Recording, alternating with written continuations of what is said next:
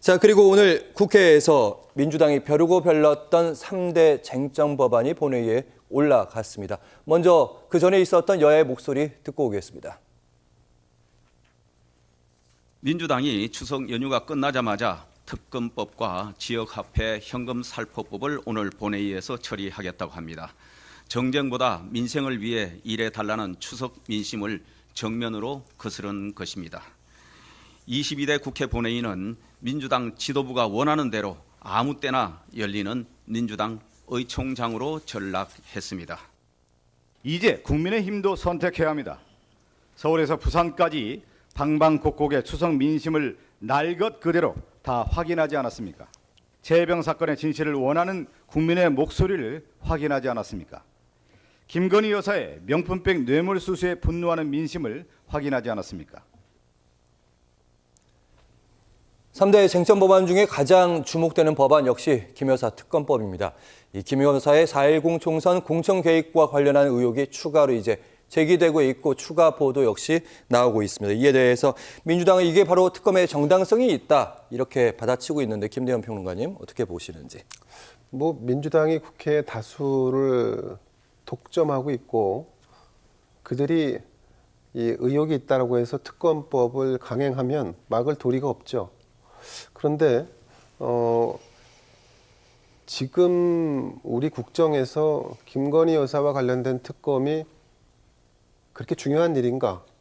저는 그 부분에 대해서는 동의하기가 좀 어렵습니다. 특검을 해도 충분히 나중에 언제든지 할 수 있는 사안인데 왜 지금인가에 대해서 저는 그러니까 민주당의 이 지금 의회 주도 그 부분에 대한 이해가 좀 잘 안 됩니다.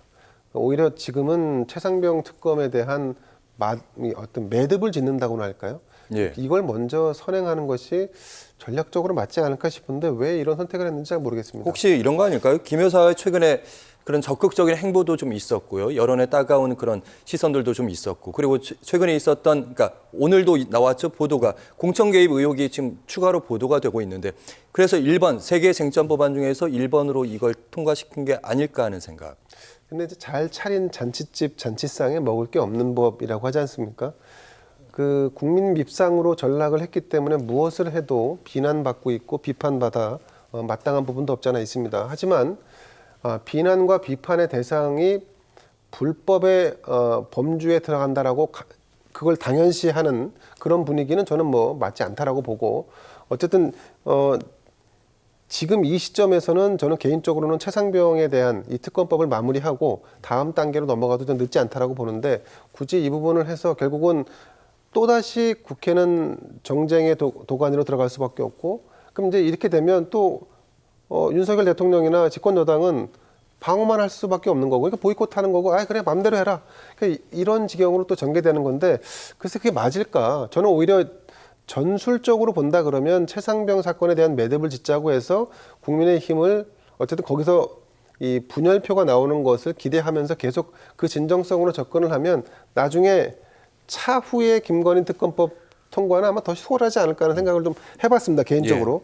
자, 그리고 이번에 전 눈에 띄는 것은 개혁신당의 역할이라고 보는데 개혁신당은 계속해서 아주 소수 정당입니다만 정당의 존재감을 부각시키려고 노력을 하고 있습니다. 이번 김건희 특검법과 관련된 부분에서도 우리도 이제는 더 이상 방관하고 있을 수 없다 해서 찬성표를 던지겠다라고 했고 아마 찬성표를 던졌을 것으로 보이는데 이런 부분들이 사실은 이 향후에 있을 지방선거에서 개혁신당의 역할을 어디까지 가늠해 볼 수 있을까? 이거는 다분히 국민의힘만의 문제가 아니라 민주당의 숙제인 부분도 있습니다. 제3당이 지방선거에서 어떤 역할을 할지에 대한 부분까지도 사실은 지금 국정 상황에서 개혁신당이 포지셔닝을 하느냐 못하느냐가 중요한데 어쨌든 여야의 틈바구니 속에서 나름대로 이런 틈새에서 존재감을 부각시키는 것은 눈여겨봐야 할 대목이 아닌가 싶습니다. 네, 김성환 평론가님, 김 여사 특검법 어떻게 바라보셨는지. 전부 다 윤 대통령이 거부권 행사했던 법안들이잖아요. 근데 민주당이 다시 지금 또 통과시킨 겁니다. 물론 이제 수정하는 작업들을 거치긴 했지만 주요 골자는 거의 같죠. 근데 왜 국민 여론은 안 바뀔까요?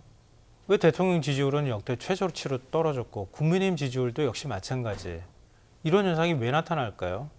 만약에 야당이 의석만이 가지고 있다고 해서 이런 방식으로 대통령이 거부권 행사했던 법안들을 또 통과시킨다고 하면 여론이 역풍에 부는 게 자연스러운 현상 아닌가요? 근데 그럴 기미가 전혀 나타나지 않아요. 그럼 국민 여론이 어디가 있다는 걸 우리가 더 충분히 짐작할 수 있지 않겠습니까? 각종 여론조사 결과를 통해서도 확인할 수 있는 거고요. 그리고 또 하나 좀 지적하고 싶은 거는요. 국민의힘이 집권 여당이잖아요. 근데 집권 여당이 그냥 대통령한테 거부권 행사하라고 건의하는 것밖에는 하는 일이 없어요. 집권 여당으로서 대안을 내놔야 될 거 아닙니까? 예를 들면 민생회복지원금 25만 원 지급하는 문제.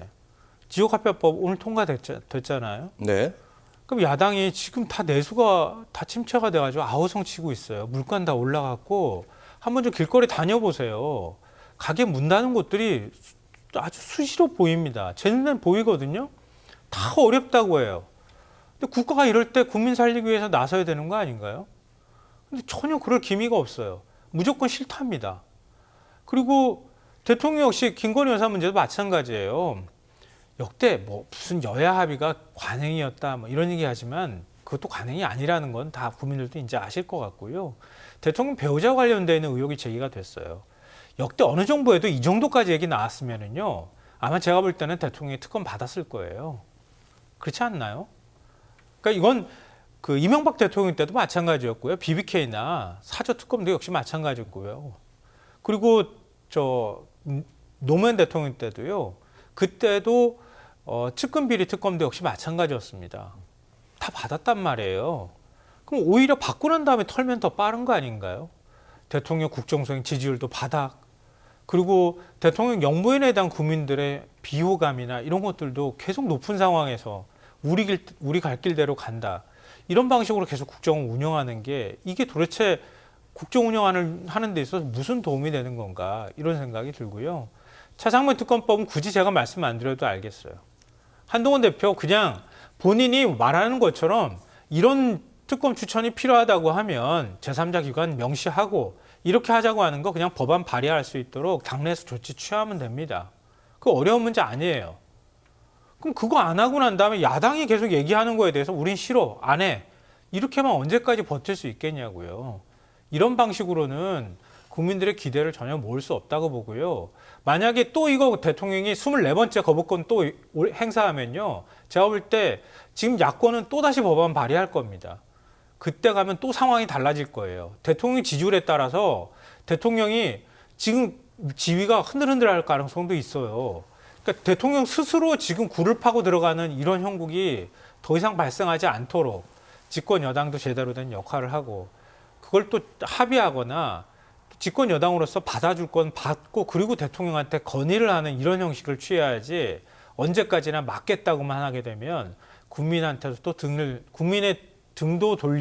국민도 등을 돌리고 나중에 가서 만약에 뭐 다 차기 대권까지 얘기를 한다고 하더라도 정권 교체가 불가피하게 이루어질 수밖에 없는 상황으로 갈 거라고 생각합니다. 네. 이번 특검법들 그리고 쟁점 법안들 통과가 됐는데 거부권 한 번 더 행사되면 나중엔 더 센 게 올 수도 있다는 말씀 마지막 말씀으로 듣도록 하겠습니다. 김대현 시사평론가 그리고 김성환 시사평론가와 함께했습니다. 고맙습니다. 네, 감사합니다.